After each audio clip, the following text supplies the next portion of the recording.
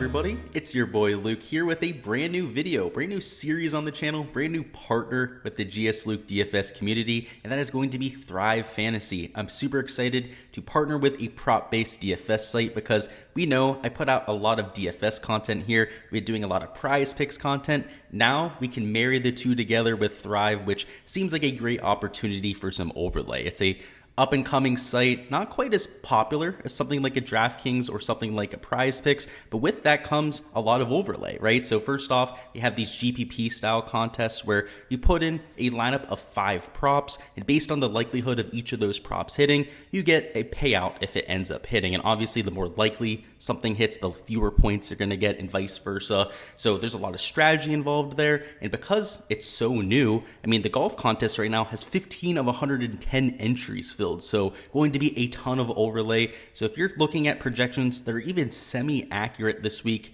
you're looking at it being pretty much a print fest. So for me, it's going to be something that I'm attacking here going forward. And of course, all of you out there, I'd recommend doing it as well. Anytime we have an opportunity like this, a site where we can go out there, attack, and get that value, it's going to be advantageous over some of these bigger sites where competition may be a little bit stiffer. So of course, here in the video, I'm going to go over my top 5 picks for this week. So it is a prop market based contest. So it's going to be my top 5 props here for the contest. And because it is a GPP style contest, you're going to want to differentiate. You're going to want to take a few stands, maybe a few risks with a few of your picks out there to actually go out there and win the GPP. But these 5 are among my most confident here on the slate. If you haven't already signed up there, make sure you use my code Gsluke. That'll get you free entries based on how much you deposit.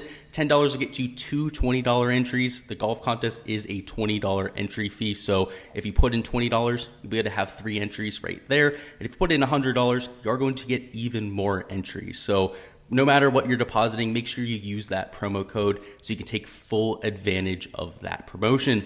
So with that being said, let's go ahead and hop right on into it. Alrighty, I've got Thrive on the screen, and before we hop into the picks, let's talk about how these contests are structured. So much like a GPP contest, you can see the entry fee. The entry is also your prize pool over here on the left. This is running at a 10% rake, which is nothing compared to a lot of the other competitors. The payout structure is a little bit top heavy, but for a GPP, that's what we're looking for, right? $500 the first place, $300 to second, so on and so forth. Everyone in the top 10 is going to be making at least 3.5, 4 times their money. So if you're looking for a top heavy pool, this is certainly it. And I think for most people that are playing in GPP contests, it's kind of what you're looking for, right? Put in a little bit of money to go out there and have the chance to make a lot. And that's only with 110 entries. The real kicker here, and the reason why I'm so excited to go on this website and to give you guys picks here, is the overlay. There's only 15 of 110 entries filled here. That means that come tomorrow morning, there's probably only going to be 50 or 60 at the very most, which means to get that min cash, finish in the top 24, you only got to finish in the top half. It's pretty much a cash contest disguised as a GPP contest on this site. And as a result of the fact that these payouts are guaranteed, and why I'm really excited to go after this Thursday slate, which is the main slate that they have here on Thrive for Golf. A few other things to notice here are how you make your lineups. It is a 5 prop card, so you pick your top 5 props, and based on the likelihood of them hitting, again, you get a different payout. So more of a 50-50 matchup, like what we have here for Matthew Fitzpatrick at 11.5 pars. It's going to pay out 100 to each side, whereas something that's a little bit more skewed, like Tony Finau, 0.5 eagles. If you take the over, you expect them to do the rare thing and make an eagle, you're going to get 150 points rather than something closer to 80 points where if you were taking the over on Scottie Scheffler's birdies. So there's obviously a little bit of strategy involved here, you know, especially for these GPP style contests. We're looking to beat a whole field of 110 entries, but because of the overlay, my strategy is going to be a little bit conservative. It's going to be all about min cashing. Like I said, just a 50th percentile performance is going to get us at least our money back. So if we can take 5 props that we're really confident in, that we think all of them end up hitting, you can very well almost guarantee yourself something in the cash, if not something there in the top 10, where you really start to get that money and it starts to multiply up. So that's going to be the strategy here. And if you are max entering, I'm going to be entering all 4 of my entries here. I'm going to differentiate, right? So I'm going to take 3 or 4 of these quote unquote safe props, and then maybe take a few that are a little bit more spicy, right? Like the under and Scottie Scheffler's birdies, right? If he has a little bit of a lull day, you're going to get 120 points there.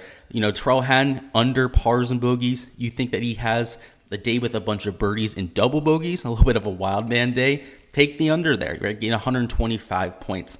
Those are the type of pivots that are going to win you this GPP if you're looking to win the $500 or the $300 prize pool. So just like other GPPs, there's ownership to think about. There's, game theory involved, all that sort of fun stuff, which is why I'm so excited to really get into this website. So let's talk about the picks though. Let's give you my thoughts here for the first slate. So at the top of the board, Justin Thomas at 67.5. I'm slamming the under. We're getting value there. Obviously, it's the less likely outcome.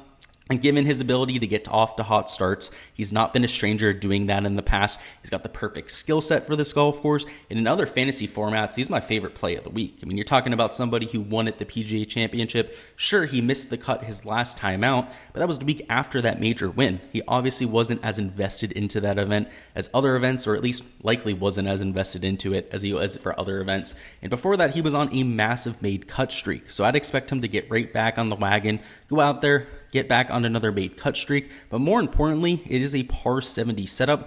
To get to 3 under par, I don't think that's unobtainable. I mean, talking about somebody who's a top 5 player in the world, if not a top player in the world when he's firing in all cylinders, and the fact that we're getting value there just makes it a slam dunk pick.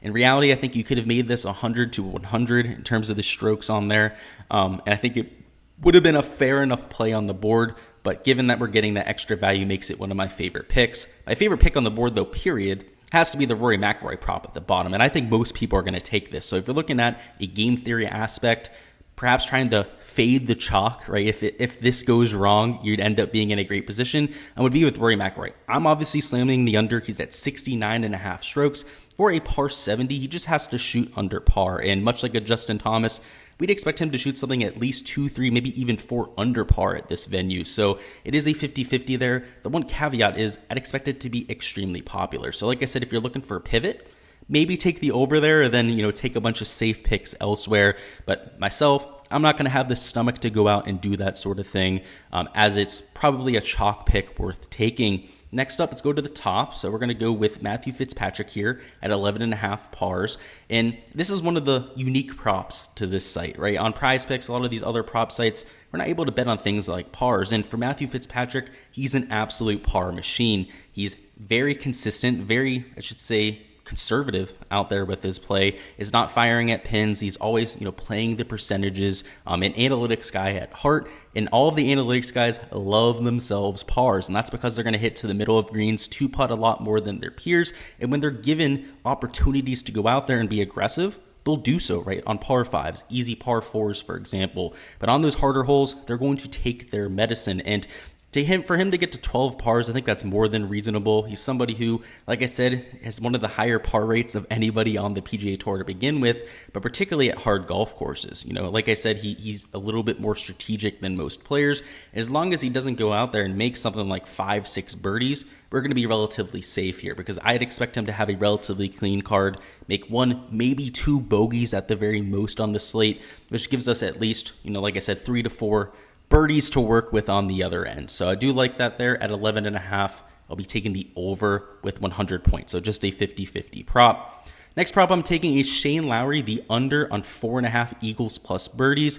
So obviously his birdie or better prop on Prize Picks is at 3.5. This is at 4.5. I was considering taking the over at 3.5, but I take the under at 4.5. I mean, 4.5 is a very aggressive line right there. Obviously, you can see that's reflected with the odds. It's plus 110. Going towards the over, 90 just for the under, but I'm going with the under. I mean, this is a difficult golf course. It's got 3 par 5s, 2 realistic birdie chances with the par 4s, and pretty much all the other holes, including the 5 par 3s, which are over 200 yards, and the, I believe, 6 par 4s over 470 yards, are going to be an issue. You're not going to make many birdies on those holes. So for me, 4.5, it's an easy under there. I'd put it closer to a 60, even 62% hit rate, which you should be getting even less points than 90, right? Should be closer to maybe like 80, 75 points based on the ratios that I've seen for other props. So I think you're getting a little bit of value there with Shane Lowry. And the last guy that I'm taking as a core pick is going to be Justin Thomas, under 4.5 birdies. So very similar to Shane Lowry. It's pretty much the same line. there's not going to be that many eagles at this golf course. And if he ends up making an eagle and, taking away one of those from himself because it is just birdies, even better. So I'm taking the under on him. He's not quite as quality of a player as Shane Lowry. I mean, per shots gained metrics, Shane Lowry's been the number 2 player in the world over the last 6 months. Justin Rose, closer to like 60, 70 on that list. He hasn't been a shell of his former self when it comes to the recent form. So, like I said, Shane Lowry probably should have been closer to 75, 80. Probably should be getting closer to like 60 points, maybe even 50 points for Justin Rose. This 4.5 birdies number is well too high. So, like I said, I'm taking more of a conservative approach. You can see, the quote unquote scariest pick that we're taking is the under on Justin Thomas, and that's 110 points.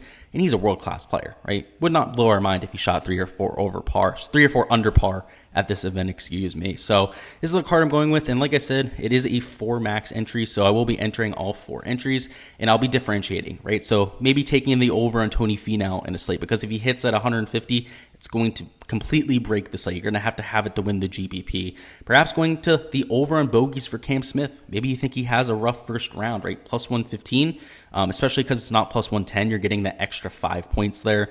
That can make a huge difference come the leaderboard and even the Trohan line here. If you want to take the under on pars plus bogeys, you think he makes a bunch of birdies out there, makes a bunch of double bogeys, has that crazy round, you could take the under 125.